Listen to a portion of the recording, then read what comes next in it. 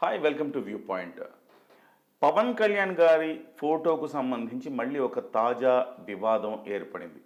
అదేంటంటే పిఠాపురం నియోజకవర్గంలో అన్న క్యాంటీన్ ప్రారంభోత్సవం జరగబోతోంది రేపు. అయితే ఈ అన్న క్యాంటీన్ ప్రారంభోత్సవంలో సీనియర్ ఎన్టీఆర్ గారు, నందమూరి తారక రామారావు గారి ఫోటో ఒకవైపు, ఇటువైపు ముఖ్యమంత్రి చంద్రబాబు నాయుడు గారి ఫోటో మరోవైపు ఉంటుంది. సహజంగా గతంలో కూడా అలాగే ఉండింది. సేమ్ అదే ప్యాటర్న్ కూడా ఈసారి కూడా అదే ప్యాటర్న్తో చేస్తున్నారు. కానీ అక్కడ స్థానికంగా పవన్ కళ్యాణ్ గారు గెలుచున్నారు. మరి ఆయన ఫోటో లేకుండా ఏ రకంగా మీరు అన్న క్యాంటీన్ ఓపెన్ చేస్తారని 2 రోజుల క్రితము మున్సిపల్ కమిషనర్కి ఫిర్యాదు చేశారు. అయినప్పటికీ మున్సిపల్ కమిషనర్ పట్టించుకోలేదు అని విమర్శిస్తూ ఉన్నారు. సో ఈరోజు కాస్త ఆందోళన కాస్త ఉద్రిక్తంగా మారింది. నిరసన వ్యక్తం చేశారు, మీడియాతో కూడా మాట్లాడారు. సో ఎందుకు వస్తుంది ఇలాంటివన్నీ? పవన్ కళ్యాణ్ గారు అనే వ్యక్తి లేకపోతే ఇవాళ ఈ రాష్ట్రంలో కావచ్చు, దేశంలో కావచ్చు ప్రభుత్వాలు లేవు అంటే అతిశయోక్తి అయితే కాదు. ఎందుకంటే ఈ రాష్ట్రంలో పవన్ కళ్యాణ్ గారు కలవక ముందు ఎలాంటి పరిస్థితి ఉన్నదో మనందరికీ తెలుసు. రాజకీయాల్లో 1+1 2 కాదు, 1+1 5 కూడా అవుతుంది, 10 కూడా అవుతుంది. ఎందుకంటే కాన్ఫిడెన్స్ లెవెల్ని బూస్ట్ చేశారు పవన్ కళ్యాణ్ గారు. ఇక మళ్ళీ జగనే వస్తాడేమో అనుకునే పరిస్థితుల్లో అసాధ్యం అనుకున్న పొత్తుని సుసాధ్యం చేసి తెలుగుదేశం పార్టీని, ఉత్తర దక్షిణ ధృవాలుగా ఉన్న తెలుగుదేశం పార్టీ బీజేపీని తీసుకొచ్చి ఒక ఘాటన కట్టి ఒక కూటమి చేసి తద్వారా ఈ రాష్ట్రంలో ఒక విజయ దుందుభి మోగించారు. దేశంలో 100కి 100% స్ట్రైక్ రేట్ సాధించిన పార్టీగా చరిత్ర సృష్టించారు. అదే సమయంలో ఇవాళ కేంద్రంలో ఇక్కడ ప్రభుత్వం లేకపోతే, ఇక్కడ ఎంపీ సీట్లు లేకపోతే కేంద్రంలో కూడా ఇవాళ ప్రభుత్వం అని కూడా కష్టసాధ్యం.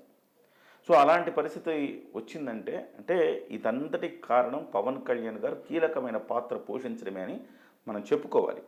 అలాంటప్పుడు ఉప ముఖ్యమంత్రి హోదాలో ఉంటే పవన్ కళ్యాణ్ గారు ఆయనకి సముచిత స్థానం అయితే దక్కాలి. ఇంతకుముందు కూడా నేను ఇలాంటి అంశాన్ని పెన్షన్లకు సంబంధించి ఒక ప్రభుత్వ ప్రకటన జారీ చేసినప్పుడు ఆ ప్రభుత్వ ప్రకటనలో పవన్ కళ్యాణ్ గారి ఫోటో ఎందుకు లేదు అన్న అంశాన్ని నేను ప్రస్తావించాను. దాని మీద ఒక వీడియో కూడా చేశాం.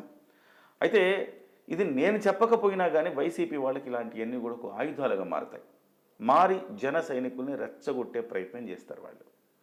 కానీ చాలా చిన్న విషయం కదా ఇది. పవన్ కళ్యాణ్ గారి ఫోటో ఉంటే ఏమైంది? ప్రోటోకాల్ ప్రకారం ఉండొచ్చు కూడా కదా. సో పవన్ కళ్యాణ్ గారు పెద్దగా పట్టించుకోరు, ఇవన్నీ చాలా హుందాగా వ్యవహరించే వ్యక్తి కాబట్టి ఆయన పట్టించుకోరు. కానీ ఆయనకు సంబంధించిన కార్యకర్తలు, అభిమానులు అలా కాదు, చాలా ఎమోషనల్. ఆ విషయాన్ని స్వయంగా పవన్ కళ్యాణ్ గారే అంగీకరించారు కూడా.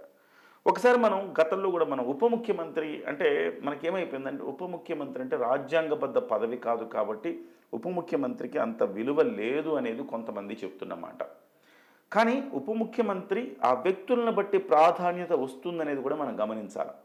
గత ప్రభుత్వంలో 2019 నుంచి 24 వరకు జగన్మోహన్ రెడ్డి గారు ప్రభుత్వంలో ఉన్నప్పుడు ఆయన 5గురికి ఉప ముఖ్యమంత్రులు ఇచ్చారు. చాలా ఘనంగా చెప్పారు, పలానా సామాజిక వర్గానికి ఇచ్చా, పలానా సామాజిక వర్గానికి ఇచ్చా అని చెప్పి. ఎందుకు? 4 గీసుకోవడానికి కూడా పనికిరారు. కనీసం వాళ్ళ శాఖల పట్ల వాళ్ళు సొంత నిర్ణయాలు తీసుకునే పరిస్థితి కూడా ఆ రోజు లేదంటే అతిశయోక్తి కాదు. ఇంకా ఉప ముఖ్యమంత్రి హోదాలు ఉండి ఏం ప్రయోజనం? కానీ ఇవాళ అలాంటి పరిస్థితి లేదు.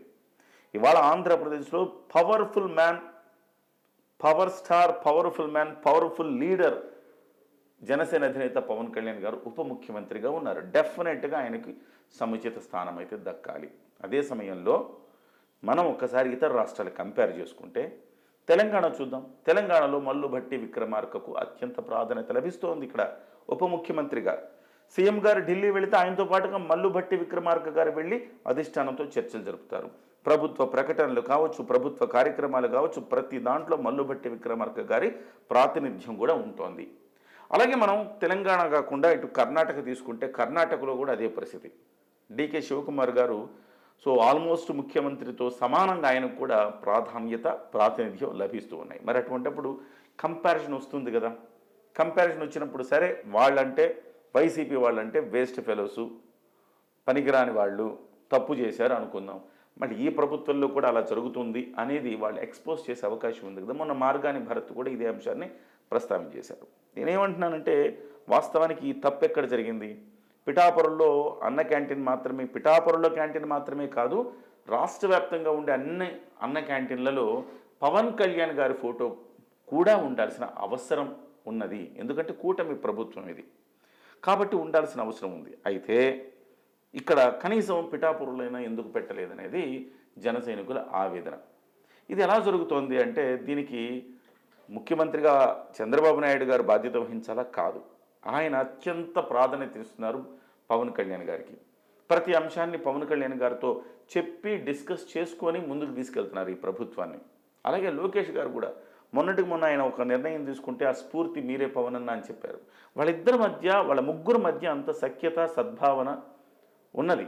కానీ ఎక్కడ లోపం జరుగుతోందనేది ప్రభుత్వం గమనించాలి. అధికారుల మధ్య సమన్వయ లోపం జరుగుతోంది, సమాచార లోపం జరుగుతోంది. అధికారులను నిర్దేశించి ఆ శాఖ మంత్రి నారాయణ గారు కూడా అనాలోచితంగా వ్యవహరిస్తున్నారు. ఏదో గుడ్డెద్దు చేలో పడ్డట్టు అలాగా యాంత్రికంగా పని చేసుకెళ్ళటం కాదు కదా. కాస్త లాజిక్గా ఆలోచించి ఇలాంటివన్నీ కూడా మనం ఇంప్లిమెంట్ చేసుకోవాల్సిన అవసరం ఉంది.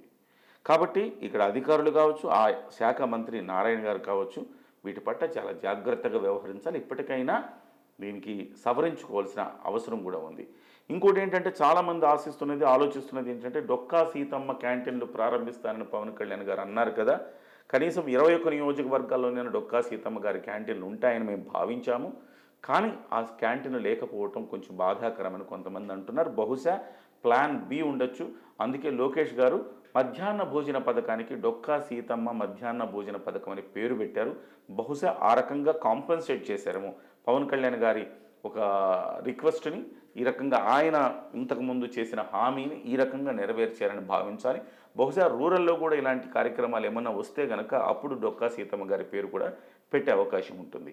సార్, నా సైడ్ బాక్స్లో ఉన్న విజువల్స్ కూడా ఉన్నాయి చూడండి. వాళ్ళు మాట్లాడుతున్నది కూడా ఒకసారి వినండి.